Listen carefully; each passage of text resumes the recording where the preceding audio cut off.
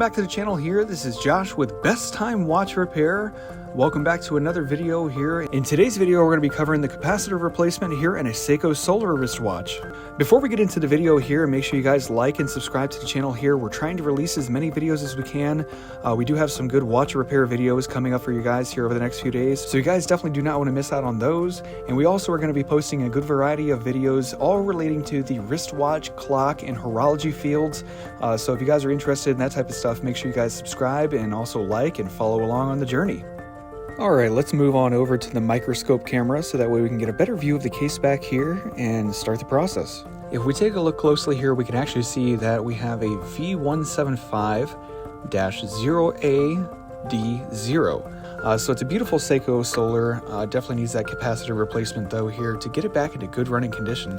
The case of the watch itself is quite a bit dirty here on the case back, so I'm going to try my best to kind of clean that up and make sure that no debris gets inside of the watch the best that I can, of course.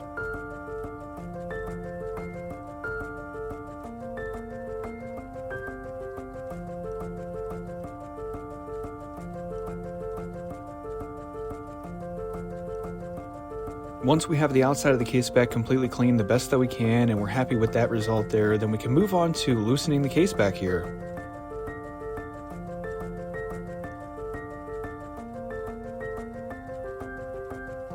What I've done here is I've already loosened the case back so that way it made it easier for the video to gain access to the inside of the movement here.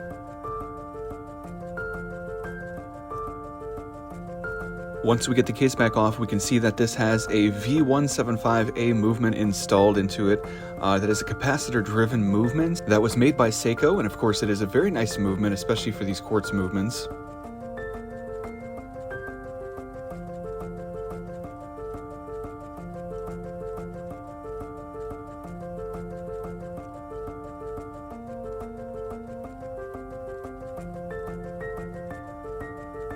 Here we can actually see that the very top of the capacitor, which would be a part of the connection itself, has actually come loose from the capacitor itself, which is extremely odd. I am assuming that somebody had to have been in the side of this watch and tried to fiddle around inside of here before I got in here, so definitely a very odd scenario overall. Alright, so our goal here is to replace the capacitor in this watch itself, so that process is relatively simple for these timepieces. What we're going to do is we're going to remove the old cell and install a new cell, and it is very similar to a battery replacement. We just have to make sure that we're being very careful on a few different things, as there are a few different things that can happen with these capacitor cells, whether it be shorting them out or damaging the movement. You definitely want to be extremely careful under these circumstances. So as you may have seen there, I was able to take a screwdriver and carefully lift up on the side of the capacitor to help lift it out of its bridle there. And then essentially what I'm going to do is I'm going to take some plastic non-magnetic tweezers and I'm going to try to shimmy the battery out. Sometimes it is very advantageous to actually lift the battery up on one side and shimmy it out with a tool on the other side, kind of push it out. Once we have the capacitor removed from the movement itself, we can see that it is an MT920 cell, which there are a few different variations of that cell itself, so you have to definitely make sure that you're getting the correct one. If not, it will not line up with the connection, with the movement, and unfortunately the watch will not work. So these cells are extremely specific, and you definitely have to make sure that you're ordering the correct one. So that's why it's extremely important to bring your Seiko Solar or any sort of Citizen that might run off of these capacitors. Bring them to a qualified or professional watchmaker or horologist, so that way you can make sure that you're getting the correct service, the proper cell installed, and so that way you can ensure that your timepiece is going to run continuously for many years to come into the future. Here I do have a brand new MT920 ready for installation here on this timepiece. And fitting the cell itself is actually very straightforward. You make sure that everything is in the correct orientation and you go ahead and try to install it with one side facing down, so that way it kind of slips underneath of that little spring at the very top. It's kind of a battery connection spring right there that you kind of see going right across the battery chamber or the battery bridle itself. Once the cell is actually in place, we can actually kind of maneuver it around to where we know for a fact, and we can see that those connection parts are actually right exactly where they're supposed to be. So there's a little tiny spring or a little tiny connection arm that goes and connects right to the circuit board, as well as there's a kind of like a little hooked shaped securing type flange, I guess you could call it, right there on the southern part of the movement. And that one there actually keeps everything kind of in place, I suppose. The connecting arm on the other side there is actually what does the vast majority of the connecting as far as the electricals here.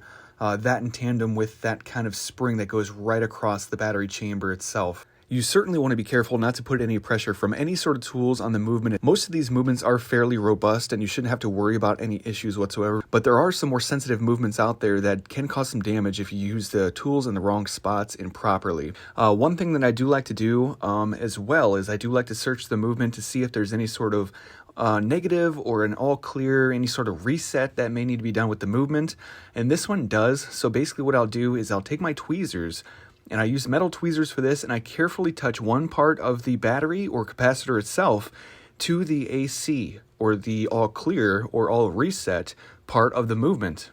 And once that is completed and the movement is all reset and we're very confident with that, then I would say this capacitor replacement is completely successful and this watch is ready to go back to its original home. And as we were able to see there that the watch is now running and back into action. So this capacitor cell replacement was completely successful here. So I really appreciate everyone watching the video here. I'm trying to release as many videos as I can here for the channel. So stay tuned. We've got some amazing videos coming up here over the next few videos. So you definitely do not want to miss out on those. Make sure you guys hit that subscribe, like, and comment down below on what you guys thought about this video here. As well as, do you guys own any Seiko Solars or any Citizen Eco Drives or anything like that? Let me know down in the comment section below. I look forward to your guys' comments. And also I look forward to the next video here because, like I said, we've got some amazing stuff coming. Once again, this is Josh with Best Time Watch Repair, and I'm out.